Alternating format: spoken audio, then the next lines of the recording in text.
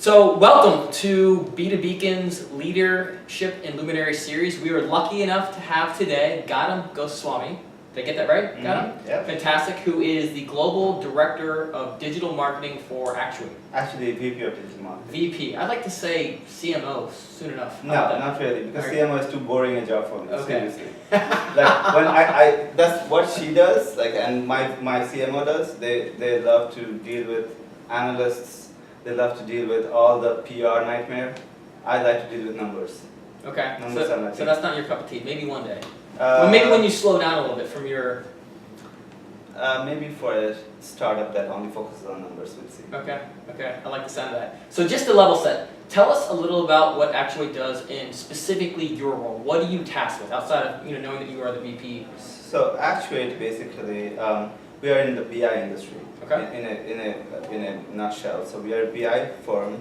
We are a very niche BI firm for really large embedded applications.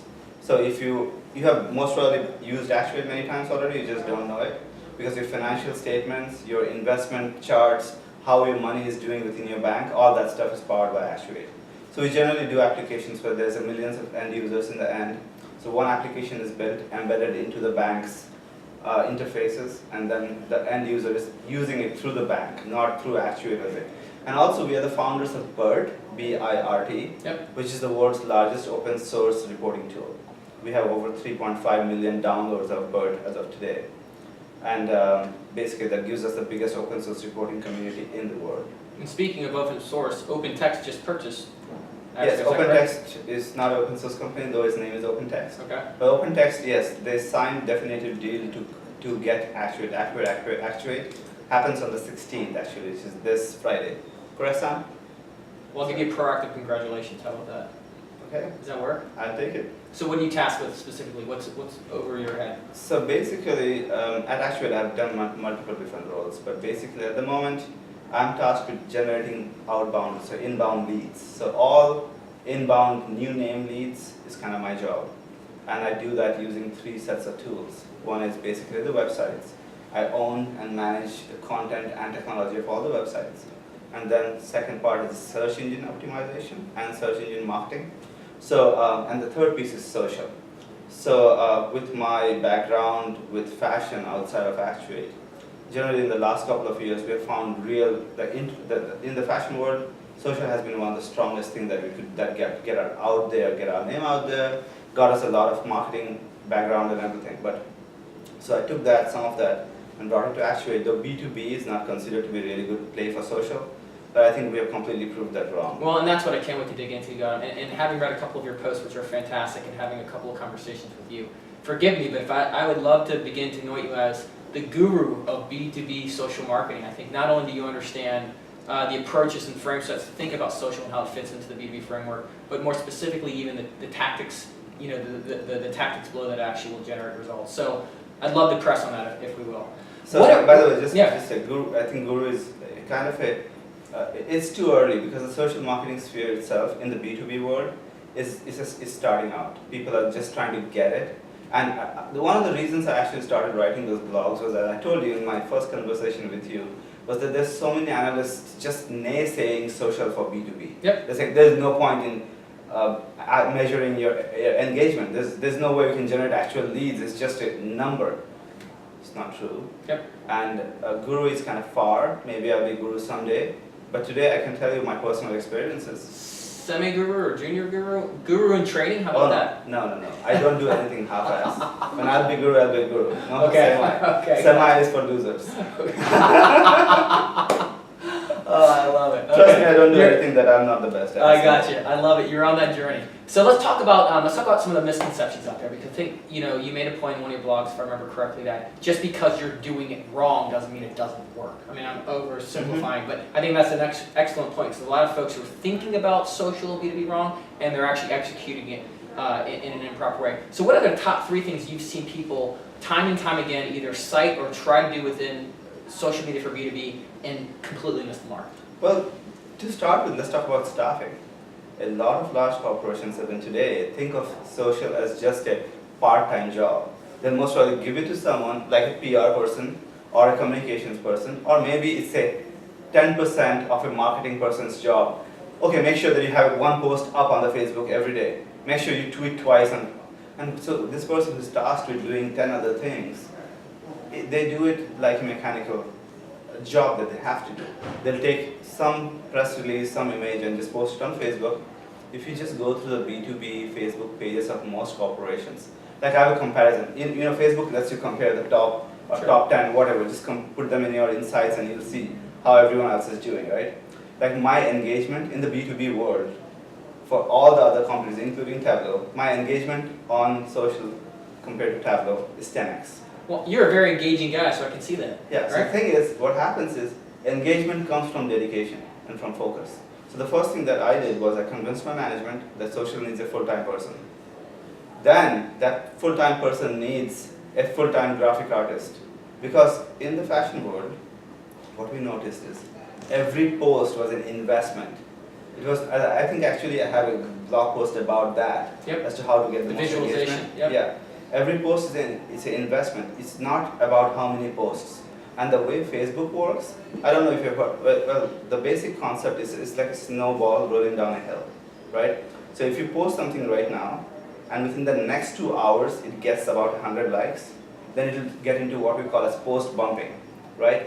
And that means people who have come to your page but are not online at the time you posted, they will see that post later on. But to get that, you need to get instant engagement. To get instant engagement, you have to post it on the right time. It's a science, so I can't even start telling you in this interview as to how to do it. But what they're doing is, first step, I would say, get a dedicated person for social and get them a good artist to work with or an agency. Well, let me press on that for a second. When you talk about the dedicated person, what types of skill sets are you looking for? How senior are they, and what do they have to be good at? Top 3. They need to be not qualifications. senior. First of all, they Okay. need to be right out of college. Okay. And So even they're twittering, tweeting, Facebooking, LinkedIning. it should you know, come naturally. to them. Instagramming, Yes. Snapchatting. Yes. Yes. If they don't have, And if they're not doing that all at once, don't even interview them. Well, if they come and tell me how, if the question is, can I get a login to your Facebook account? Then they're out of the door right then, because they don't know how it works. Yep. Simple. The thing is that I was actually discussing with my colleague while coming here. Like there's certain individuals who are, as we call it, tuned in, and they're just coming out of college, or they're out of college for the last 2-3 years. This is the social generation. Yep. I don't know how old you are. I'm not in the social generation. Pretty old. I'm just very smart. The thing is, the social generation, we need to hire people who need to be in the social generation so that it comes as second nature to them. Sure. To Part of do their this. DNA. Yes. Yep. So not senior. Not You senior. find someone who's bright and from the social generation. And deeply connected.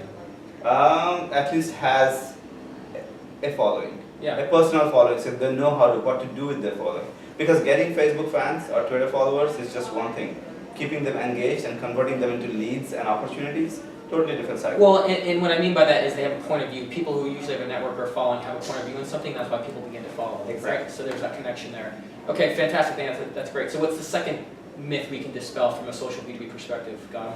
Well, second myth, well, it's not a myth, it's actually becoming, well, it's being stated as facts by analysts that social engagement doesn't matter. Yes, if you directly want to measure social engagement against lead generation goals or against opportunity goals, you're going to fail miserably. What you have to see is, how is the social engagement affecting your lead generation for your PPC campaigns? How is social engagement helping you close that deal? Because the opportunities that are in the pipeline, let's say you have an opportunity in the pipeline, and 7 people from that company are your Facebook fans. The amount of brand realization that they have of your company that they're continuously getting through their Facebook feed is helping you in your opportunity closing. Yep. But you cannot track it directly. The way to track it directly is to create very intense analytics that we did at Actuate. We spent some time. It helped us because we are an analytics company. And right? when you're talking about tracking it properly, just to make sure everyone understands from the greater B2B community, you're talking about attribution, understanding the influence Yes. that they have with that engagement all the way through their sale. Because to your point, Yes. social's not going to drive a lead, no, very rarely, right? It's not Not often. true. Not true. I'll Okay. get to that. Maybe that's the third myth. So the thing is, tracking social engagement will help you in multiple ways, not only just lead generation. So let's talk about lead generation, Sure. right? So to generate leads from social, you need to make sure that all your website is social actually. You gotta start with a social website. If you don't have socialized forms, as we call it, say I can register with one click from Twitter or Facebook, your lead conversion rates will fall dramatically. If you're advertising on Facebook, make sure that your forms are Facebook integrated. So people can just go from there, click a button, and they're in, and they got what they want, we got their information. If you want more information, like we always do, after they've clicked on the first form, pop up something more saying that, hey, I need all of these more stuff that your Facebook didn't give me. And we get 60-70% follow through. 30% people will follow 60%? Right. Yes. And are you using specific messaging to make sure you get that 60%? Like, yes. what are you doing to get them to take that next step? We make Especially in B2B, which is not an easy thing to do. Most important thing, the next form cannot be another long form. Yep. It cannot be another refresh. Use JavaScript, use Ajax to bring it up right there on the page that they're supposed to go to. They can see the next piece of content, and they're just a click away. And there's a little pop-up on top that says, give me your address and phone number, and you'll see next, right? 2 things, maximum 3 things, not more than that, in the second page. Make sure that they're very, very close to the target, what they have wanted for. It's not like, oh, I've seen this many, many times. I click on my Facebook page, it takes me to another page which says, fill out this form and continue. I'll walk away from there. Done. But if I go to the page and that page actually shows me the download, and then it grays out and it pops up a little thing and says, okay, can you please give me your first name and last name, or your address and phone number, something like that. 2 things. It generally works. It also works on focus groups. Okay, Facebook marketing there's 2 things to it. First, you need to get a community together, right?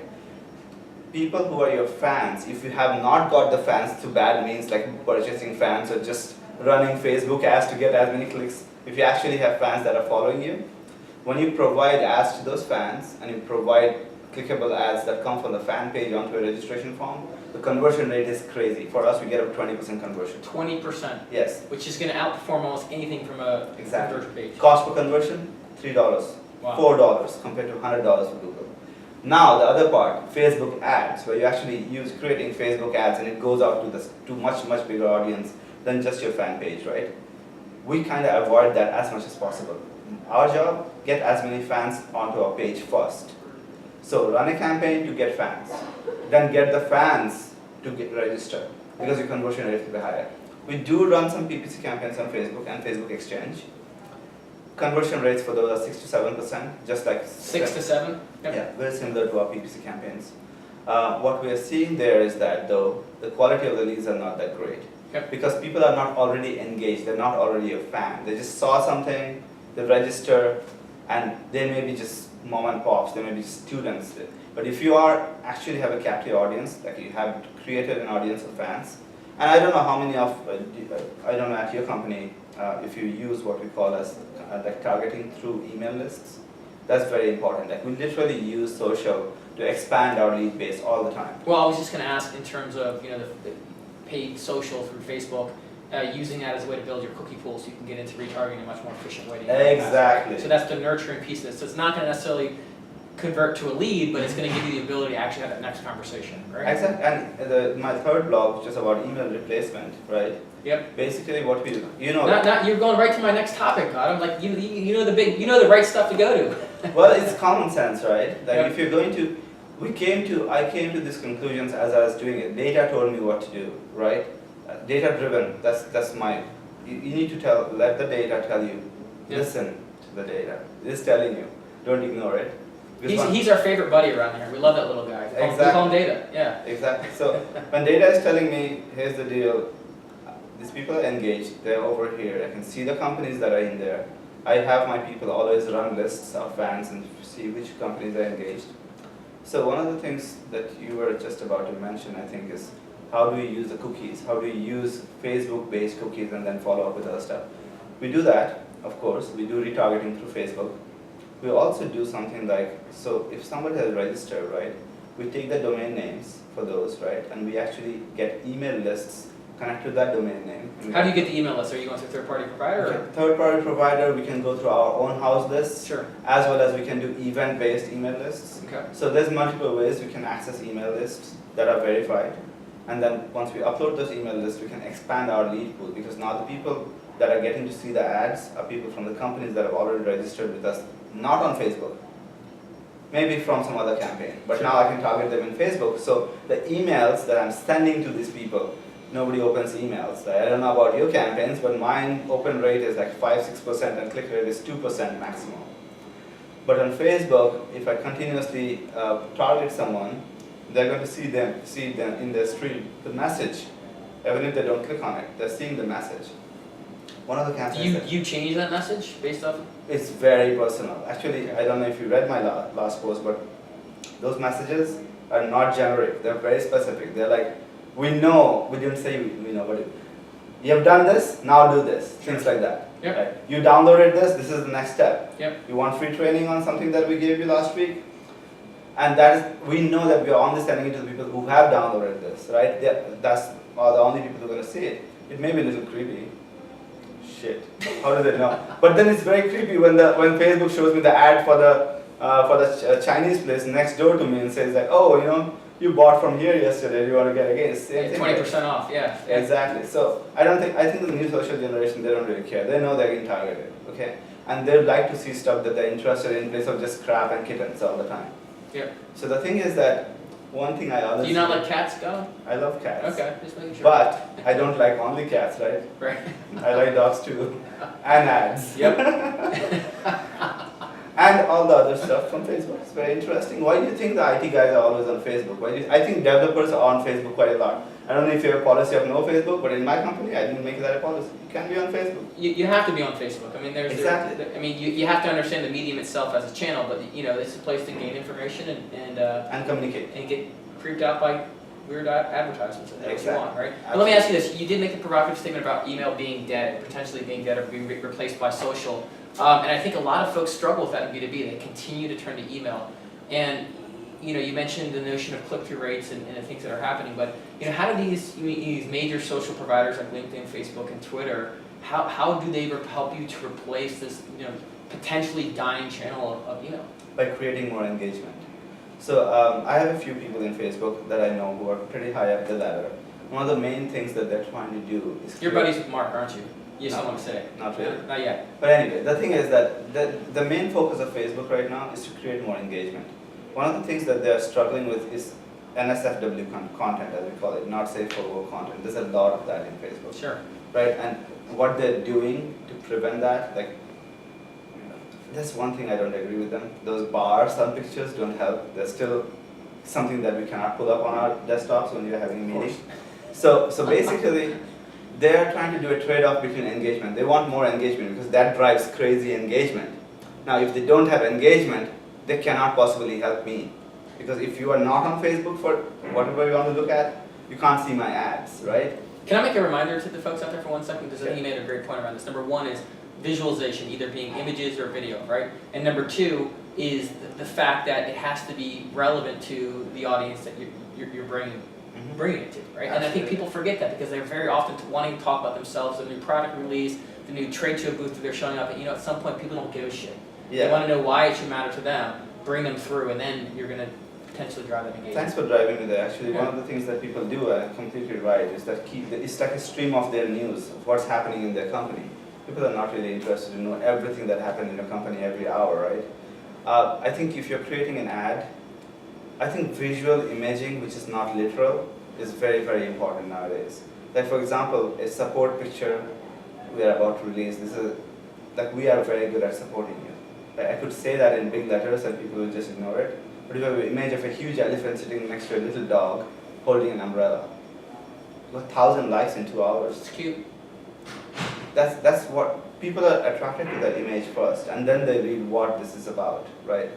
And anyway, I may get like 800 likes from people that are not relevant, but those 800 people liked it, and as a result, their friends saw it, and I can get 10% of those people to be relevant to my business. That's enough. It's in the number game. It's a number game. Sure. Basically, yeah, it's correct. Visual, video, and still pictures, which are not literal. This is what you need to focus on. Yeah. That's why the artist. We need an artist. So you have that graphic designer create original art. They're not going out doing the stock photo type stuff. No, they're taking stock photo, but Okay. they're creating custom out of that. They're not taking a stock photo and just posting it.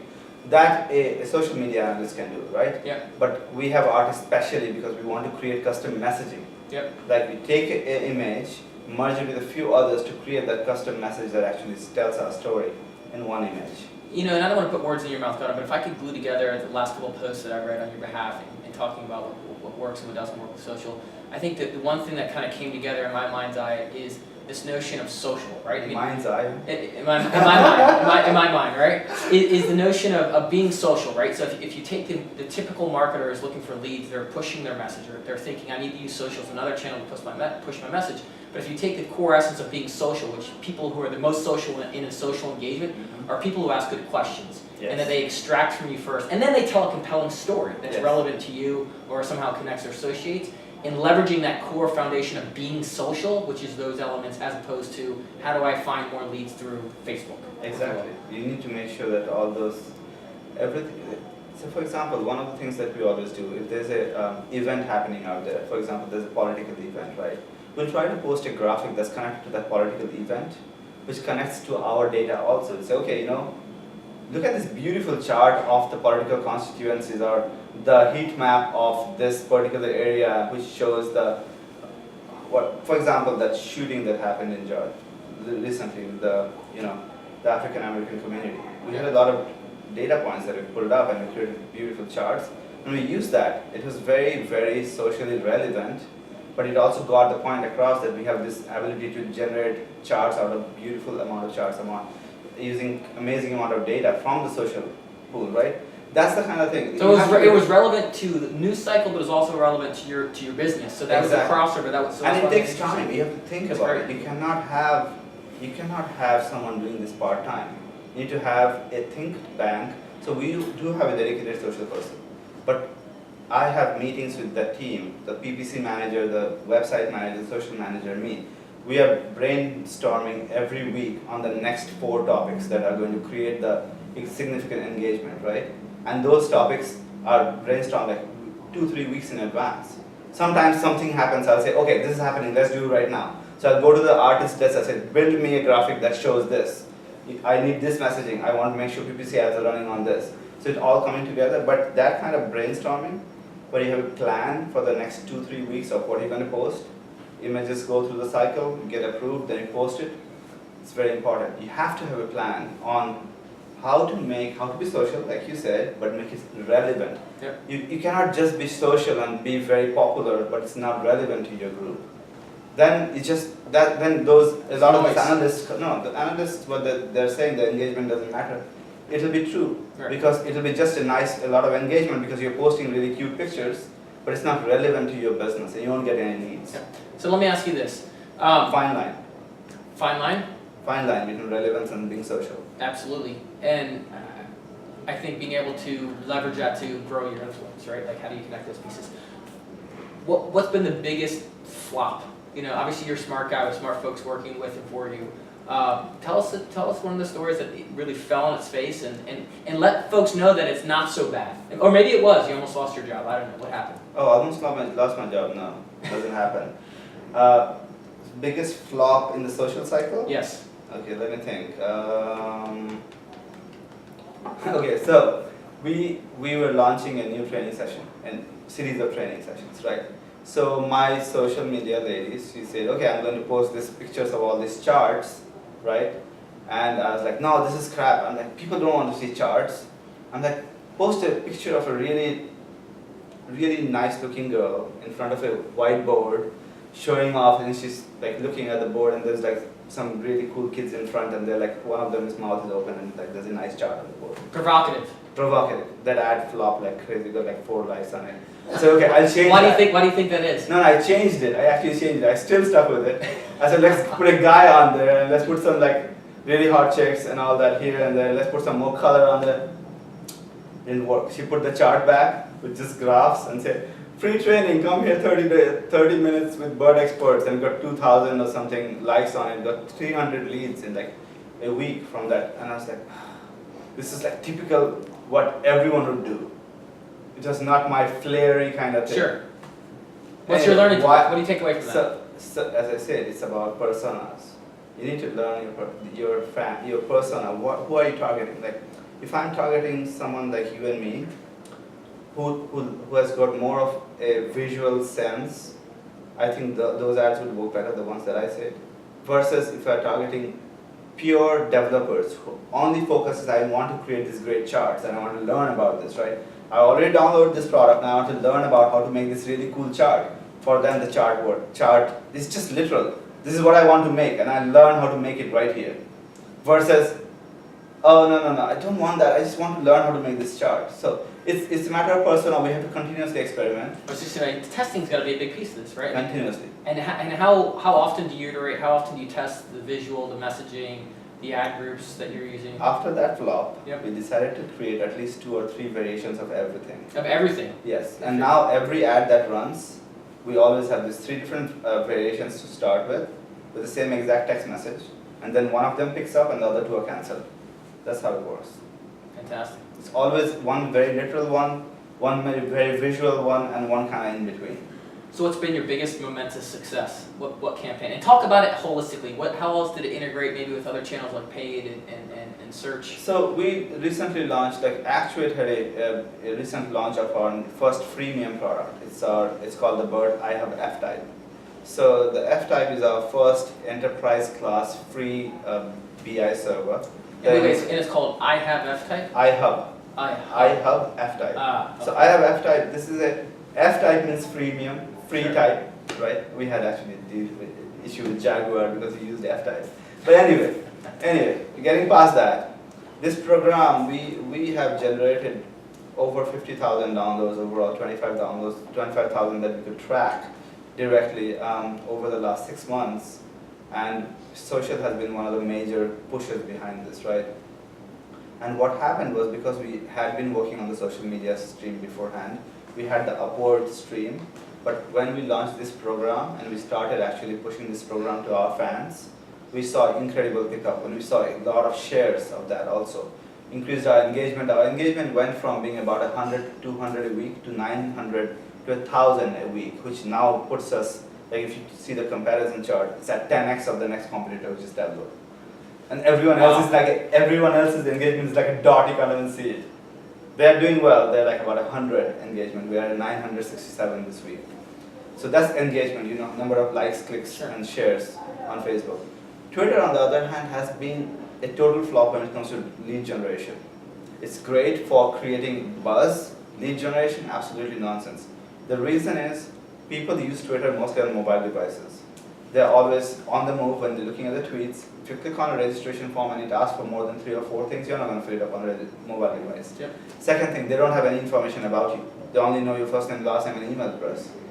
All they can tell you more than that is where you are geographically located. Yep. That's not enough for a B2B company. It's okay for B2C because I can keep on marketing them on my email, but that's not enough. I need to categorize my lead by company name, job title. Yep. Vertical. Yep. Exactly. And that is why Twitter is not been a very successful. We allocated a lot of funds towards that. I have 90% of my Twitter budget for 2014 unused, because I refused to. If the data says no, if the little guy says no, I don't spend my money. So data said no, I said no, we're not spending it. But we have a huge following now. How many do we have? Like 10,000, 17,000, something. A huge following. We started out with 700 fans in 2014, 700 followers on Twitter, and we're over 11,000. And we started with 7,000 fans on Facebook in 2013 September, and 2014 September we had 69,000, a 10x increase. Wow. And we spent $20,000. It's amazing.